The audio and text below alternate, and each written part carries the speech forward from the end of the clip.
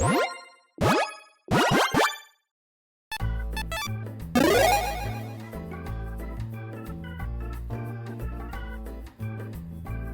and welcome to everyone's favorite, the infamous Golden Toilet Awards for Commander Legends, Battle for Baldur's Gate, and the Baldur's Gate Precons, and that's a mouthful. Regardless, in the main set and the Precons, there are a lot of exciting and inspiring commanders that players cannot wait to build around. And then there's the ones that are in this episode. Unfortunately for the commanders in this episode, this is not the kind of award you actually want to win. Regardless, the winner of this award will of course receive the Golden Toilet Award. Yeah, I mean, it's called the Golden Toilet Award. There's a golden toilet, go figure. Regardless, it's definitely made of pure gold. 100% pure gold. Definitely gold. And of course, along with the toilet, the commander will also be receiving the shame that comes along with this award forever. Now, commanders can be considered for this award for a multitude of reasons. Maybe they're bland or uninspiring, or I just plain don't like them. But again, every single commander nominated for this award is based 100% off of my own opinions, and your opinions might differ from those, and that's okay. And in fact, your very favorite commander from this set might actually win this award, and if that happens, well, I'm sorry. Also, just clarifying, this is not a list of the weakest commanders from this set. That is actually a completely separate episode where I talk about the tier rankings of all the commanders from the set. This, again, is a list of the worst commanders from this set. Again, in my opinion, my least favorite commanders. But with all that said, though, let's jump into the Golden Toilet Awards.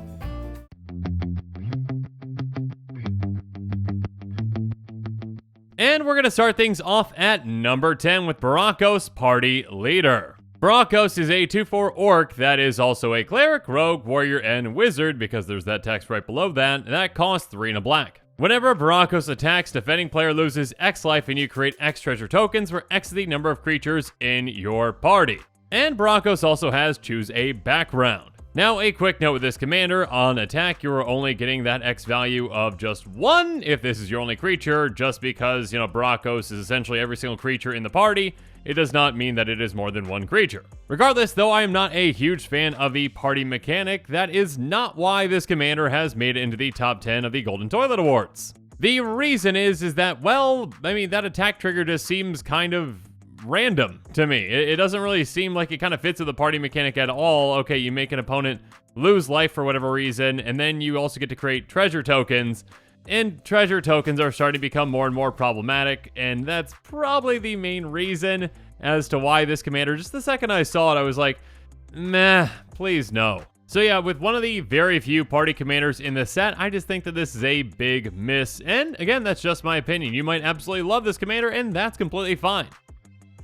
And if you do, yeah, choose the background that is right for you, and maybe if you choose, an Urza background, then sure, Squad Commander can be a great addition to that deck. When it enters the battlefield, you get a 1/1 white core warrior creature token for each creature in your party, so there's another benefit for having more creatures in your party, and at the beginning of combat on your turn, if you have a full party, creatures you control get +1/+0 and gain indestructible until end of turn. So again, kind of a cohesive group effort right there, and you get, your creatures indestructible, which obviously helps your commander swing freely. Now, obviously, no matter what background you choose, Coveted Prize is going to be a fantastic card in this deck. Search a library for a card, put it in your hand, then shuffle your library. If you have a full party, you may cast a spell with converted mana cost 4 less to your hand without paying its mana cost. And of course, this spell is going to cost 1 less for each creature in your party, so it can be a 1 mana tutor that can let you cast something for free. And with the amount of treasures that you can make with your commander, again, that being 4, of course, there are ways to get even more, like, with Zorn. So yeah, if you can get up to 5, you can get infinite combats with aggravated assault and win from there. So that could be a different direction for this commander. Regardless, again, I am not the biggest fan of the party mechanic, to start, and then also just, the attack trigger just doesn't really seem to be all that connected with it, at least in my opinion. So yeah, this commander just was more meh to me, especially because more treasures! Yay! So because of that, Broncos, you have finished at number 10.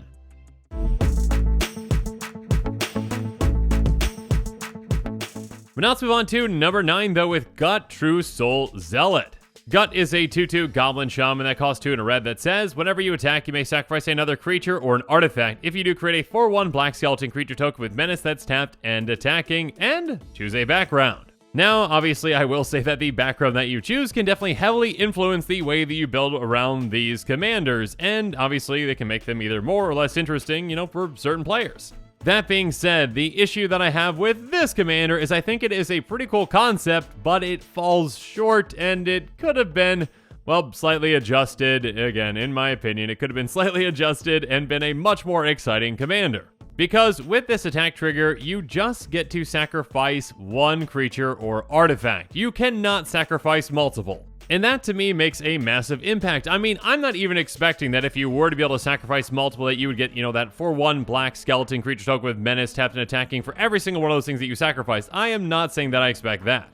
But just having a one-off sacrifice effect like this that's dependent upon an attack, just, in my opinion, again, seems to fall short for what the potential for this commander could have been. Again, if you could have sacrificed, multiple creatures or artifacts at a time, you could really take advantage of LTB triggers and do some really exciting things. But with this, just being kind of a one-off each time, it's nowhere near as interesting, at least to me. Now, obviously, if you want to build around this commander, you can really make the most of cards like Scrap Trawler. Whenever it or another artifact you control is put in the graveyard from the battlefield, return to your hand, target artifact card in your graveyard with a lesser mana value. You can just keep, sacrificing artifacts, getting back slightly smaller artifacts to then get more value out of them, again, by sacrificing them. Or how about creatures that want to be sacrificed that also maybe even make artifacts like Impulsive Pilferer? When it dies, you get a treasure token, and you can encore it, of course, for 3 in a red. And of course, with those 4/1 skeletons with menace, you might even want to make them even deadlier, maybe with something like Rage Reflection. Creatures you control have double strike, so yeah, now those 4/1 menace zombies are hitting for 8 in total. So obviously, that can make a massive impact. That being said, again, I think this commander itself could have had more of an impact and could have been a lot more interesting with just a slight adjustment. Again, allowing you to sacrifice any number of creatures or artifacts could have been a much more interesting effect to build around. Again, even if you're not getting that token for every single one of them. But still, this is the way the card is, so it is at number 9.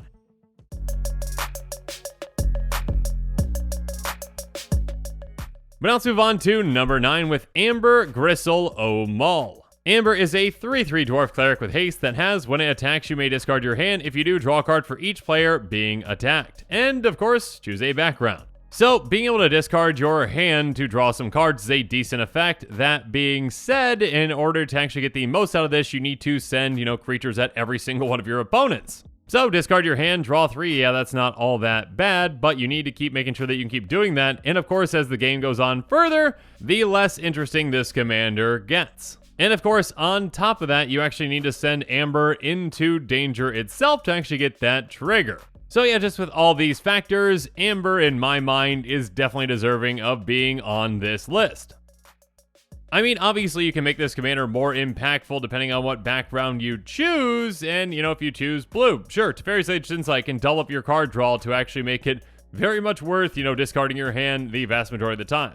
Outside of, a madness build or something like, a build where you actually care about not having a hand itself. Regardless, Teferi's Ancient Insight says you would draw a card except the first you draw on each of your draw steps, draw 2 cards instead. So yeah, if you're attacking all 3 players, sure, you can draw 6 cards now, which is quite nice. Or if you really want to lean into that aggressive attacking multiple players approach, Boros might be the call, and yeah, something like Adriana, Captain of the Guard, can definitely help out. Adriana has melee, and other creatures you control have melee. So this can further incentivize you and further benefit you from attacking multiple players in combat. And again, by pumping your commander, that might be one way to protect it in combat since it has to attack. Or of course, plenty of ways to get it through with something like Prowler's Helm as well. A equipped creature can't be blocked except by walls. So yeah, that'll do the job, unless you're playing against all Arcades the Strategist decks. Regardless, in my opinion, Amber just doesn't have, all that impactful or interesting of an effect. So Amber, you are finishing at number 8.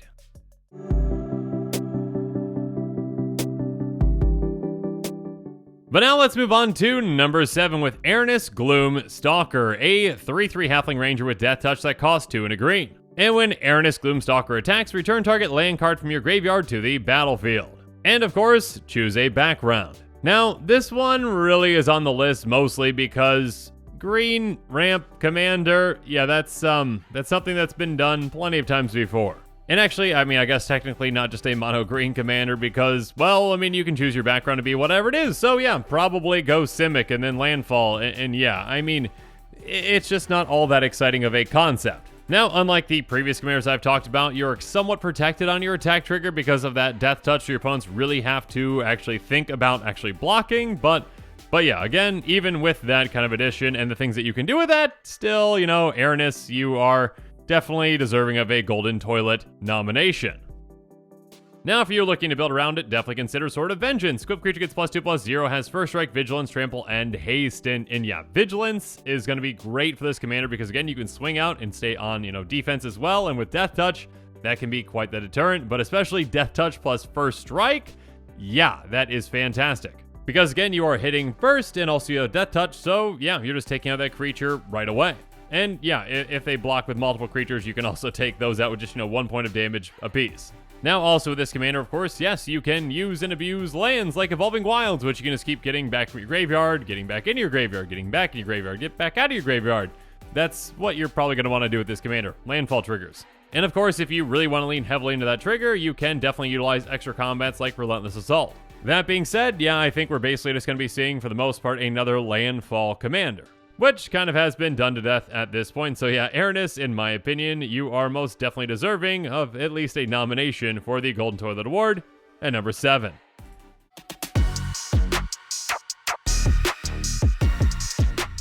Moving on though, let's talk about number 6 with Kaga, Shadow Archdruid.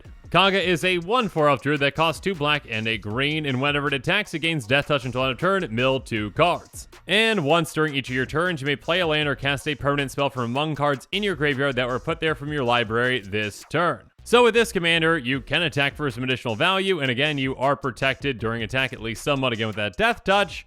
But the payoff again for the self-mill, either with your commander or with other effects, really isn't all that exciting, at least to me, being able to play either a land or, one permanent from your graveyard this turn. It's a concept that has been done before with a lot of other commanders, at least in some ways, and this is just kind of a much lesser version of that, and I don't really see many players out there being very excited about it, kind of like how I'm not very excited about it either.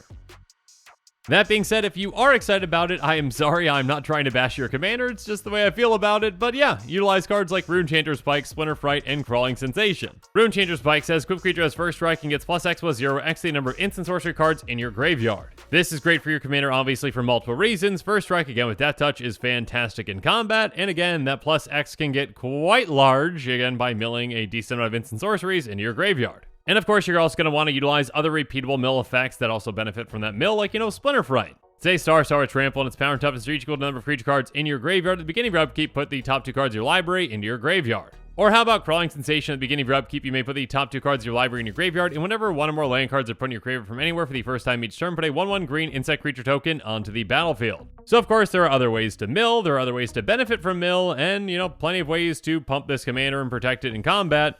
But again, just in my opinion, just not that big of a payoff, not really all that exciting or different of a payoff, so because of that, Kaga, you have finished at number 6.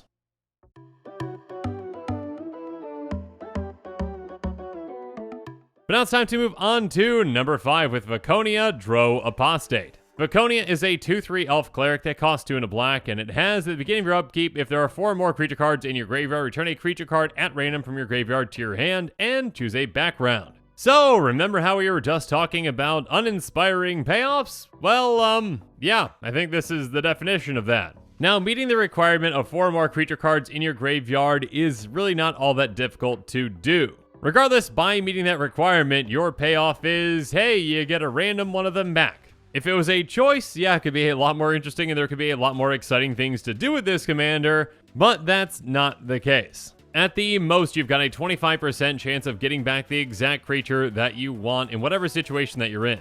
Because again, that requirement does work against you, because the more creatures in your graveyard, the less likely you are to get back, the creature that you actually want back, and you need at least 4 to get that trigger. So yeah, overall, I'm just not a fan of this design, so number 5 for you. If you are a fan, though, of course, utilize creatures, especially like Stitcher Supplier, that can mill you. So yeah, when Stitcher Supplier enters the battlefield or dies with the top 3 cards of your library into your graveyard. You can also utilize ways to get creatures into your graveyard with something like Cut Your Losses. It has Casualty too, which, can allow you to sacrifice a creature, which is great. And on top of that, you can make target player mill half their library rounded down. And again, if you, utilize the Casualty, you're going to be able to do that twice. And one of those targets is probably going to be you. So you just mill half your library, you get a ton of creatures in there, And yeah, I mean, I'm sure you've got other effects like, Sir Conrad the Grim, which is going to be absolutely loving working alongside Cut Your Losses. It says, whenever another creature dies or a creature card is put into a graveyard from anywhere other than the battlefield, or a creature card leaves your graveyard, Sir Conrad the Grim deals 1 damage to each opponent. So basically, if creatures go here, there, or anywhere with your graveyard, yeah, you ping your opponents. But again, overall, Viconia is just not a design that inspires me, so you are at number 5.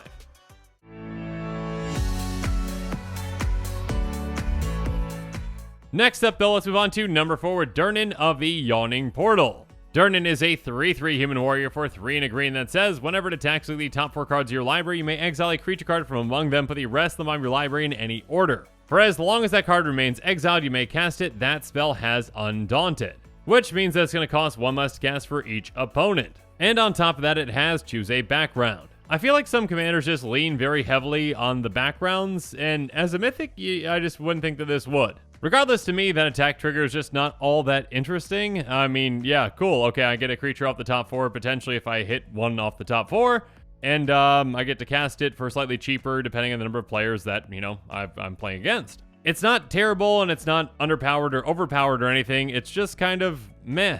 This is the type of commander that I was excited when I first saw it, and the further that I read, the less interested I was. But just because I don't want to build around this commander doesn't mean that other players won't want to. So yeah, if you want to build around this commander, make sure you utilize cards like Whispersoak Cloak, which of course can protect it in combat, well, in other situations as well. It says equipped creature is unblockable and equipped creature has Shroud, so yeah, basically just stay off my commander and allow me to attack freely. Thank you. And of course, with a commander that has an attack trigger and one that cares about creatures, well, my first thought was go Gruul. So you can definitely utilize a card like Wolfgar Icewind Dale. If a creature you control attacking would cause a trigger to build a permanent you control trigger, that ability triggers an additional time. So sure, get 2 creatures off the top instead of 1. And of course, you can take even more advantage of that in Gruul with all the additional combat spells and additional combat creatures as well, like Morag, Fury of Vakuum. It says each creature you control gets +1 with 0 for each time it's attacked this turn, and whenever a land enters the battlefield under your control, if it's your main phase, the traditional combat phase, after this phase, at the beginning of that combat, untap all creatures you control. So yeah, I'm sure there are going to be players out there that enjoy swinging away with a deck like this, but yeah, just this commander, Dernan, is just not for me, so it's at number 4.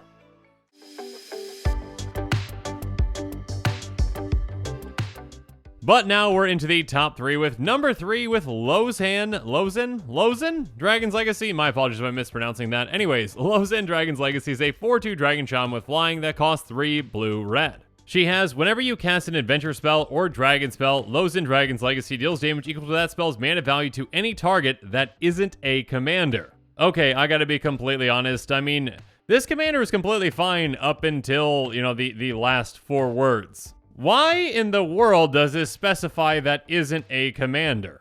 I mean, my guess is for commander draft for this set, maybe? Because they don't want, someone just repeatedly taking out players' commanders, which other commanders can just definitely do. Like, there's plenty of commanders out there that can just take out commanders. So my thought is that's probably not because of, just play in general. That's probably just because of they don't want this to affect commander draft all that much and be like, oh no, someone drafted this in a bunch of dragons and adventure spells. Now the players they're playing against can't play their commanders. Yeah, I just think that's kind of weird, and that really threw me off, and because of that, number 3. Just really seems like unneeded stapled on text that can really hamper this commander and makes it less interesting.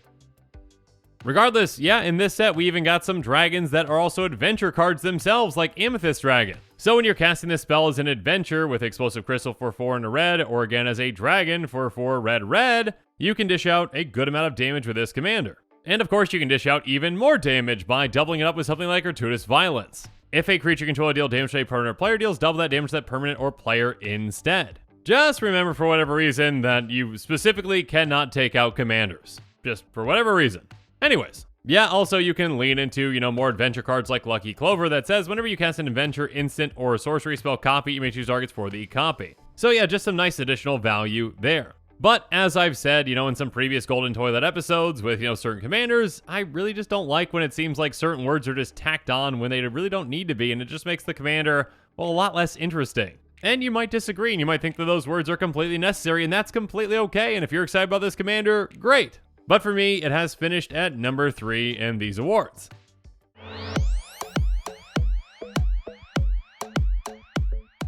Next up, though, let's go on to number 2 with Corlessa Scale Singer. Corlessa is a 1/4 dragon bard that costs green, blue, and has you may look at the top card of your library anytime you may cast dragon spells from the top of your library.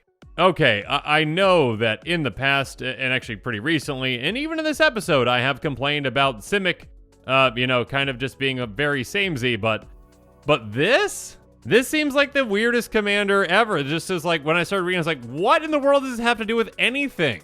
And my apologies if this is you, but who in the world has been asking for Simic Dragon Tribal? And if you're gonna do Simic Dragon Tribal, I mean, do something slightly more interesting, I guess I should say, instead of just, Future Sight on a dragon bard. Yeah, this one really threw me for a loop. I did not really expect to see anything like this, and, there are some surprises that are good, and then there are surprises like this one where it's like, what were you thinking? What? So yeah, mostly for just pure confusion, and this commander really not doing anything all that interesting. Number 2. But if for some reason you are that player that really wanted Simic Dragon Tribal, good for you, and here you go. Use Old Gnawbone, because yeah, it's a fantastic dragon, and there are actually a decent amount of green and blue dragons out there that can fill this deck. It's just that there are some that are quite expensive, like Old Gnawbone. Regardless, of course, since you can see the top of your library anytime, Ghoul Caller's Bell and cards like it can be fantastic in this deck. And as tap, each player mills 1, so yeah, anything like this or anything that specifically mills you repeatedly is going to be a great addition to this deck, because again, it can help you basically curate the top of your library to ensure that you, maybe have a dragon on top that you can actually cast. And of course, you can utilize something like Sage of the Beyond, which is not a dragon, but it is a card that can definitely help you with your dragons. It says spells you cast from anywhere other than your hand cost 2 less to cast. And of course, the top of your library is not your hand, so therefore, yeah, you can get cost reduction on dragons. But yeah, overall, Corlessa is, the kind of surprise commander that's just like, not all that interesting in my opinion, and not, a good surprise. It's more like a, why'd you do that surprise? How did this come to be surprise? My goodness, surprise. So Corlessa, number 2.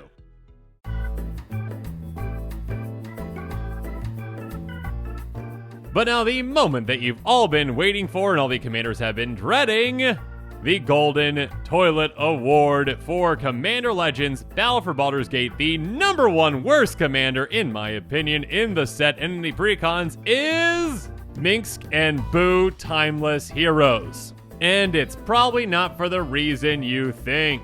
Regardless, let's go over the card, then we'll talk about why Minx and Boo Timeless Heroes has won the Golden Toilet Award. Minx is a legendary planeswalker that has 3 starting loyalty and costs 2 red and a green. When Minx and Boo Timeless Heroes enters the battlefield, at the beginning of your upkeep, you may create Boo, a legendary 1/1 red hamster creature token with trample and haste. +1 is to put 3/1 counters up to 1 target creature with trample or haste. -2 is sacrifice a creature. When you do, Minx and Boo Timeless Heroes deals X damage to any target where X is that creature's power. If the sacrificed creature was a hamster, draw X cards. And Minx and Boo Timeless Heroes can be your commander. Now, the reason why this commander won the Golden Toilet Award for this set and the precons is pretty simple. And the more and more I thought about it, because this commander was spoiled quite some time ago, the more disturbing it just kind of gets. Let's just walk through the scenario. You're like, okay, these are like best friends. Awesome. All right, Boo, get out there. All right,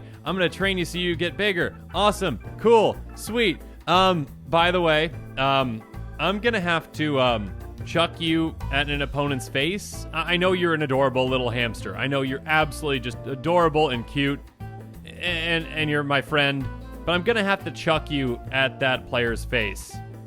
I could chuck something else, but I wouldn't get to draw cards, because I only draw cards for chucking hamsters at players' faces. Or, creatures, or whatever. So yeah, overall, it's just kind of, messed up. If this commander didn't specifically encourage you to sacrifice hamsters, yeah, it wouldn't be in the Golden Toilet Awards. But obviously, that's what you're going to do. You don't get to draw cards for sacrificing any other creature type, so yeah, chuck Boo over and over again. Poor little Boo, that's just terrible. So yeah, because of that, and literally because of no other reason, Minx and Boo Timeless Heroes, you are the winner, if you can really call it that, of the Golden Toilet Award for Commander Legends Battle for Baldur's Gate. So expect a golden toilet in the mail coming your way soon, and again with it, all the shame that comes with that award. Regardless, a big thank you to all the commanders who competed for this not so prestigious award. And if you haven't seen my most recent episode on the Golden Pig of Commander Legends Battle for Baldur's Gate, make sure you check that one out as well. It's basically the exact opposite of this one. Instead of my least favorite commanders, it is my favorite commanders, the best commanders from the set and the precons, again, in my opinion. So again, if you haven't seen that one yet, make sure you check it out at some point. And of course, as always, thanks again and have a good one. This show and episodes like this one are possible thanks to viewers like you. If you're looking for an easy way to help support this show, make sure that you like, share, and subscribe. Also, hit that bell notification icon so you don't miss any new episodes. You can also go check out our playmats and other merchandise at thecommandersquarters.com. We also have a ton of brand new t-shirt designs in stock, so make sure you check out those as well. Another easy way to support this show is with our TCG Player affiliate links. So whether you're buying a deck or individual cards, you can use this general link right here or one in the description. And the final way that you can support this show is by supporting us directly by becoming a patron. There are many benefits to being a patron, and I truly couldn't do this without all their support.